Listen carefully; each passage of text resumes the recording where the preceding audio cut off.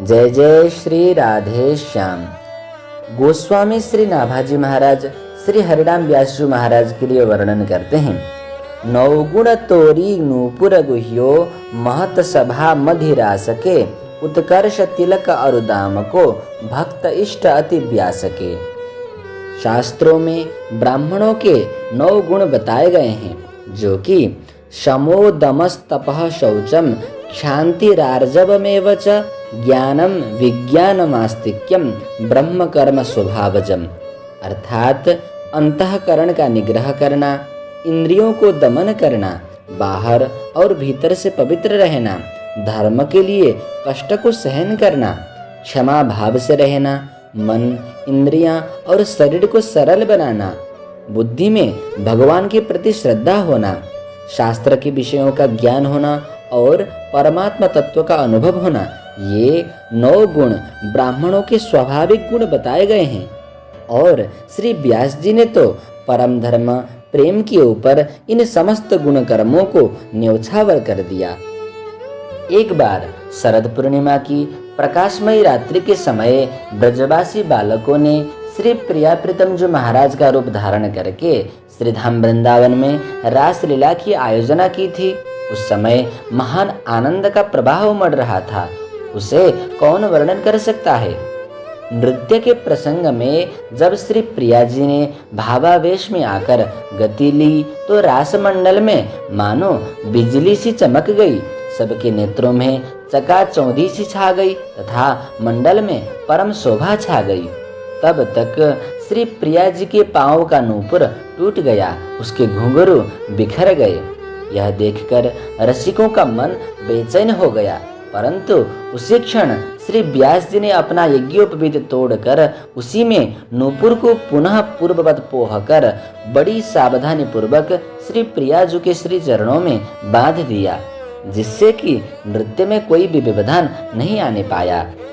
श्री व्यास जी का यह कार्य सबके मन को अत्यंत भाया। फिर उसी भरी सभा में श्री व्यास जी महाराज ने इस प्रकार कहा, अहो, इस जनेऊ को मैंने जन्म भर ढोया था, आज ही यह काम में आया है, अर्थात इसका ढोना सफल हो गया है।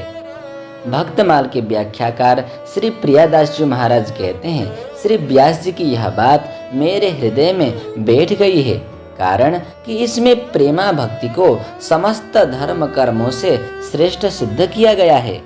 ब्राह्मण के लिए यज्ञोपवीत धारण करना धर्म है और यज्ञोपवीत तोड़कर उसमें नूपुर पोहना प्रेमा भक्ति है, परम धर्म है, धर्म का प्राण है। इसके बिना धर्म निष्प्राण है। यथा सो सुख कर्म धर्म जरि जाऊ, जहन राम पद पंकज भाऊ, जोग कुजोग ज्ञान अज्ञानो, जहन ही राम प्रेम परधानु। अर्थात समस्त धर्म कर्मादि साधन मात्र हैं और भक्ति उन सब का फल है। यथा जहाँ लगी साधन वेद बखानी, सब कर फल हरि भक्ति भवानी। अर्थात समस्त कर्मों का एकमात्र फल यही है कि प्रभु के चरणार बिंदों में प्रेम हो जाए। श्री व्यास जी के इस तात्पर्य को समझकर रसिक समाज बहुत प्रसन्न हुआ। उस सभा में महाप्रभु श्री हितहरिवंश चंद्र जी महाराज, स्वामी श्री हरिदास जी महाराज भी विराजमान थे। उन्होंने भी समस्त रसिक समुदाय के साथ में श्री हरिराम व्यास जी महाराज के इस कृत्य की सराहना की। इसी प्रसंग में भक्तजन एक संत का दृष्टांत देते हैं। घूमने फिरने वाले एक संत जी एक जगह एक एकांत स्थल को देखकर तथा जल स्थल को पास में ही देखकर वहीं स्नान करके श्री ठाकुर जी महाराज की सेवा पूजा किए, भजन ध्यान किए। फिर संत जी के मन में विचार आया कि यहीं पे आज रसोई बना लूं, श्री ठाकुर जी को राजभोग का भोग लगा लूं, तब यहाँ से प्रस्थान करूं, क्योंकि सर्वत्र ऐसा स्थल मिलना दुर्लभ है। फिर तो संत जी ने बड़े प्रेम से रोटी और सब्जी बनाया, भोग का थाल भगवान के सामने रखकर जल लेने गए। कुआं कुछ दूर था। जब तक वे जल लेकर आवे तब तक कहीं से एक कुत्ता आकर सभी रोटियों को मुंह में दबाकर भाग चला। यह देखकर संत जी बड़े ही क्रुद्ध हुए। कुत्ते को मारने के लिए इधर उधर से कंकड़ पत्थर बहुत ढूंढे, परंतु उन्हें कुछ भी नहीं मिला। तो अत्यंत ही खींच कर श्री शालिग्राम भगवान को ही उठाकर कुत्ते पर दे मारे। संयोग से श्री शालिग्राम जी कुत्ते के जबड़े पर जा लगे। कड़ी चोट लगने से रोटियां उसके मुंह से गिर पड़ी। कुत्ता भाग गया। संत जी बड़े प्रसन्न हुए कि आखिर रोटी छिना ही लिया। आज भगवान खूब काम आए।